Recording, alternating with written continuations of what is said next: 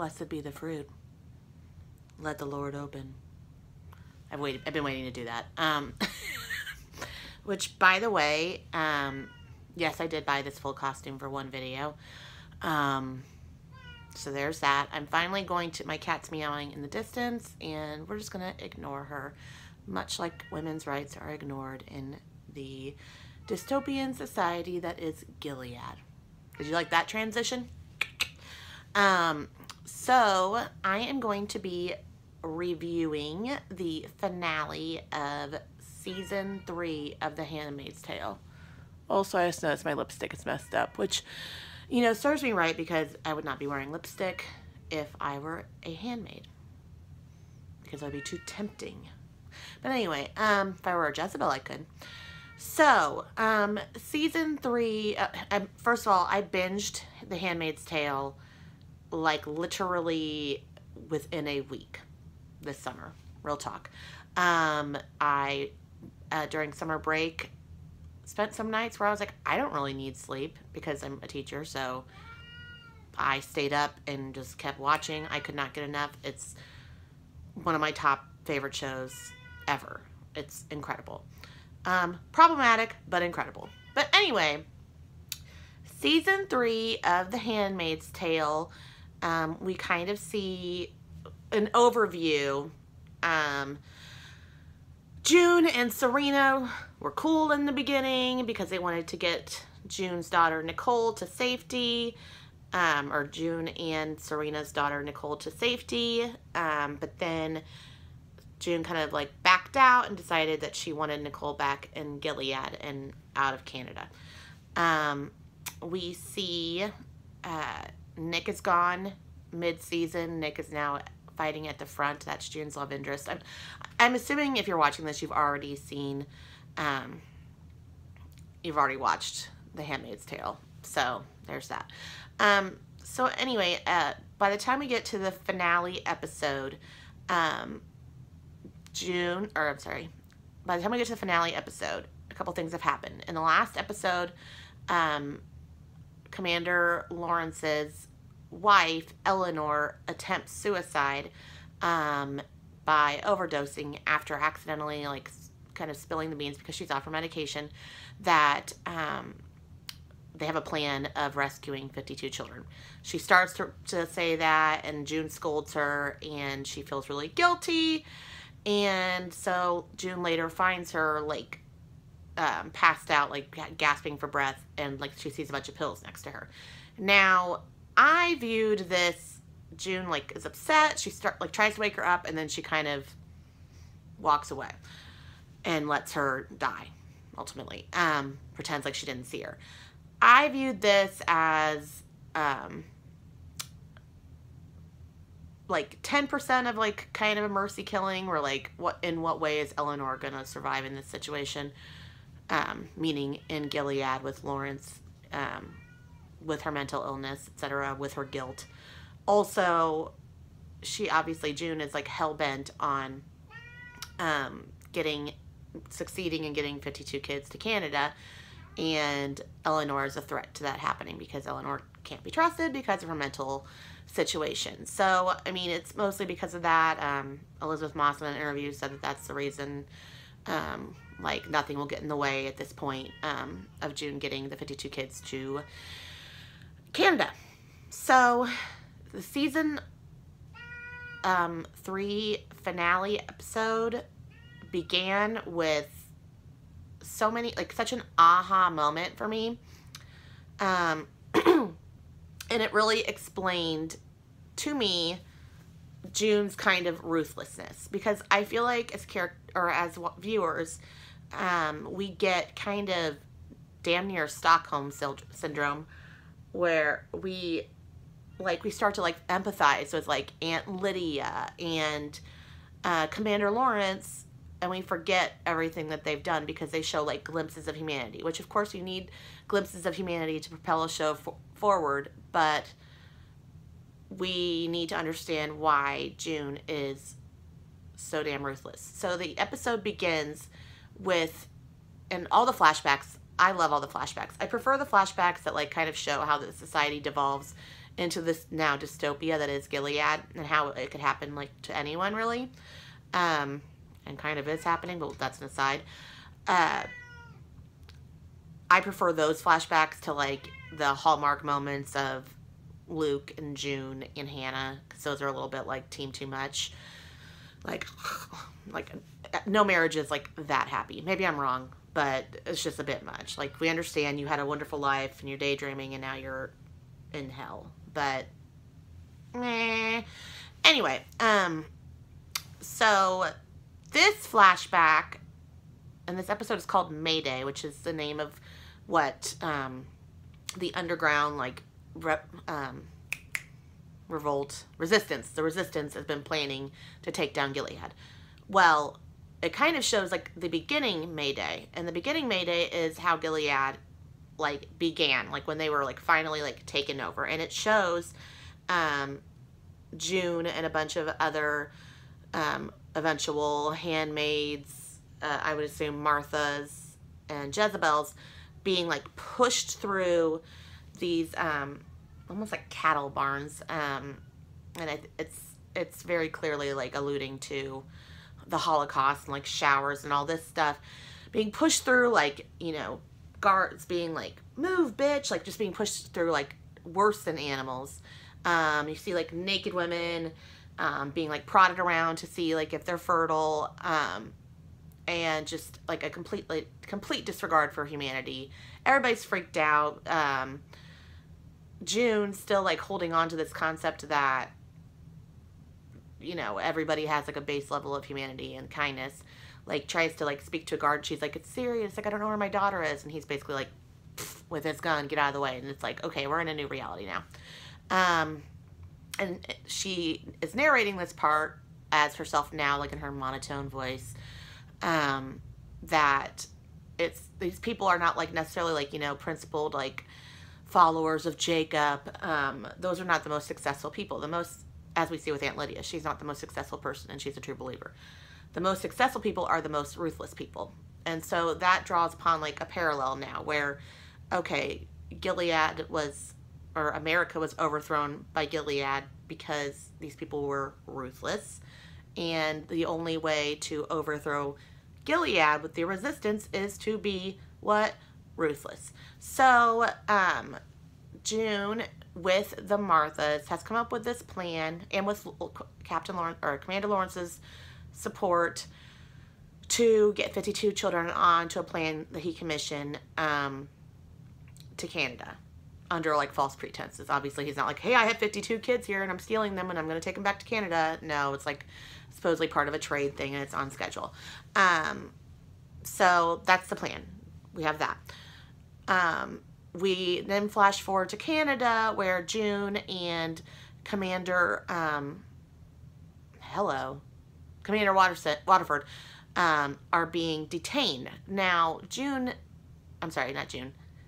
Serena, aka Mrs. Waterford, has struck up a plea with an American ambassador to see their daughter, meaning June's birth daughter, whatever.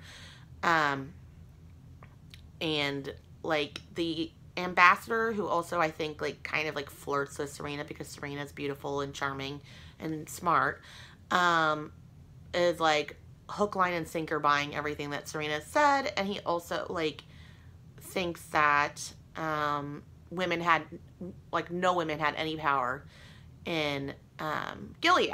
So like he is gonna like basically give her a free pass, and for like turning Commander Waterford in, and let her like have visitations with Nicole, all this stuff. So he refers to her by her first name, Serena, which is very taboo in Gilead.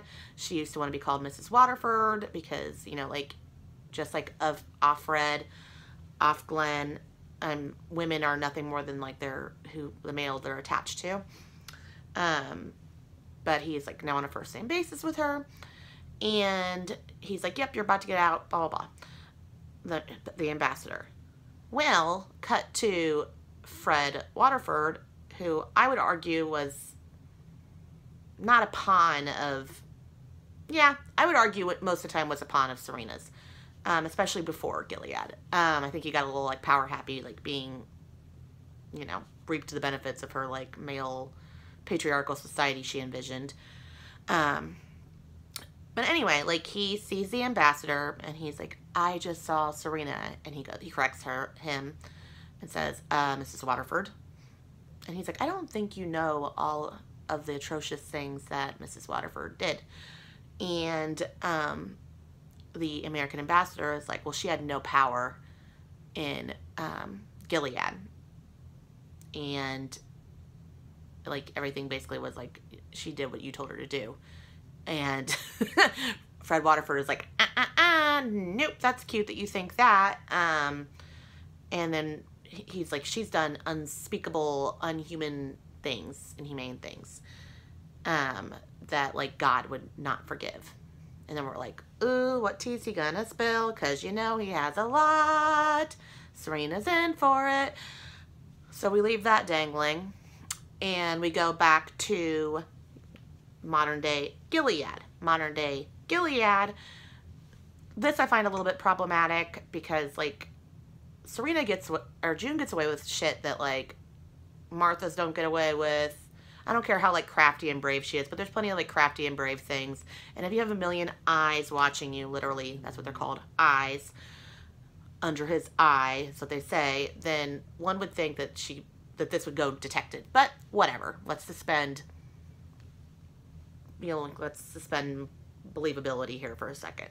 So, like, the way that the Marthas or the handmaids convey that they are in is by, like, dropping packages of soap into June's bag as she walks along, and she's got, like, this, like, smug little, you know, she does, like, this, like, I'm almost smiling face. She has that going on. Like, her faces are so strange. I mean, it gets old after a while. Like, I can only see, like, the eye twitching into the episode thing so many times. But anyway, Elizabeth Moss is an incredible actress, but I'm on to that. So the handmaids all convey that they're in by giving her soap. The soap is then used, the bars of soap are melted down, and they are, like, using it to smear the windows at the Lawrence house so that nobody will see all the kids that are supposed to come after dark. Okay? Then, this is going to be, like, kind of long-winded, but what had happened was somebody F's up the plan. A Martha comes early, before dark, to the Lawrences. Not part of the plan, because they're supposed to go undetected, and people are going to notice, right? And then, like, she starts to get June, otherwise known as Offred, bonds with the child that this Martha brings in, because the Marthas are going to, like, smuggle in the children that they care for to be taken to Canada. This girl is about Hannah's age. That's June's daughter. And she is, like, they refer to the before Gilead as before, right? She doesn't remember before. She just remembers Gilead. So she's like, will God still love me? Like, what is it like out there? And she doesn't know what her options are other than being a mother and a wife. And she's like, June's like, you can be whatever you want to be. You can wear whatever you want. So the kid's happy. All is seemingly well in spite of the Martha coming too soon. Except for the Martha then panics and tries to leave. And she's like, I can still get back in time. They'll notice I drugged the mom, but she's very forgiving. No, they're not. Her ass would be on the wall and hung. But whatever. They'll forgive me. Let's go. This is a bad idea. She tries to take the kid back. June goes into psycho mode. Ruthless. Not psycho, but, like, game on. This can't happen. Like, if she leaves, she's going to F this up for everyone. So she pulls the gun that Commander Lawrence gave her, and she's like, nah, bitch, and points the gun at the Martha that brought the child. And or the Marthas that live with her. Marthas are a word for, like, basically a maid. Okay, so there's handmaids. Those are the ones that bear children.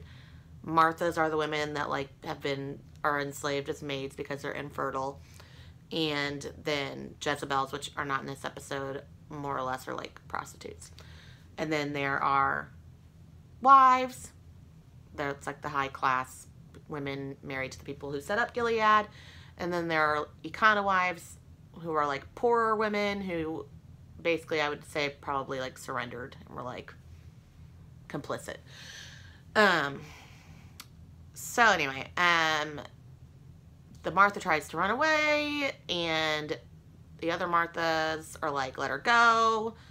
June's like, F that. And then the kid starts to scream and starts to run, and June pulls the gun on the kid. And then she's like, and the Marthas are like, are you serious, June? And June kind of like freaks out like, oh shit, I have lost it. And she just puts the gun down. The girl goes inside. Martha's gone. Girl's in. Okay. Everybody else follows protocol. All the Marthas bring the kids after dark. And the plan was to have them like drive. But because that Martha escaped, the eyes in the Gilead government are tipped off that something effed up is happening. So there are roadblocks everywhere. Commander Lawrence, who is like a likable character, but still, you know, helped plan Gilead. He didn't know it would go that crazy, but still whatever. Commander Lawrence is like, we got to call this off. I'm calling this off. And June is like, that's cute. You still think you run things? And he says, you're still in my house, young lady. And then she says, like, men are pathological. Like, you have to be in control. I'm in control now. And it's badass. Even though, like, Lawrence, again, sympathetic-ish, but whatever. So they have to draft up a different way to get to the plane. And the second Martha of Lawrence's house wants to be helpful. Like, they always kind of treat her like a child, and she's like, I was pre-med, I'm not an idiot, so F you. And she's like, she draws up a path that they could take, and it's called the Underwoman Railroad. So it's basically like in reference to the Underground Railroad. There's a lot of parallels. Obviously they're going north, obviously slavery, etc.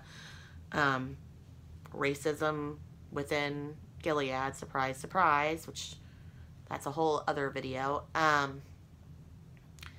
Anyway, so they like draw, like they make like little ribbons, and they do things on trees so that everybody knows what path to follow.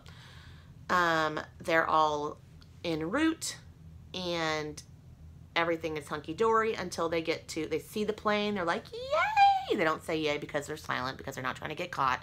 But they see the plane. It's like, woo! And they don't even say woo. But they see the plane, and inside they're like, yay. Outside they're stoic and just kind of hopeful. And then they hear and see an eye. Who, the eyes are basically like the militia, more or less, that watch everyone. And try and keep everyone in line, and like shoot to kill, and zero YOLO, no regrets. So they are like, what the F do we do? They don't say that, but there's a moment, and like June always has these like crossroads moments where she gets to be Captain Save-A-Ho, which we like June. I like June. She gets away with a lot more than, I don't think she's the most brave character. I just think she gets away with more, which it's a little bit irritating. Again, another video. I mean, like, if she were like a Black Martha, she would have been hung like season 1, episode 2. And I'm not the first person to say that. There's plenty of articles like that. But anyway, she is like, go, go. She makes Rita be in charge of this baby. Rita was the Martha in Watcherford's house. And she's like, go, go, go. I got this. Flash to Canada, the detention center. Serena's living her best life, holding on to the baby. Nicole, again, not her baby, so I don't even understand why it's her baby in that. This is so long-winded. This is why from now on I'm going to do episode by episode videos. But it's her baby in that in Gilead, wives and households have a handmaid who the husband essentially rapes, and then the wife keeps the baby as her own. So it's June's baby because she was their handmaid, but by Gilead rules, it's Serena's baby.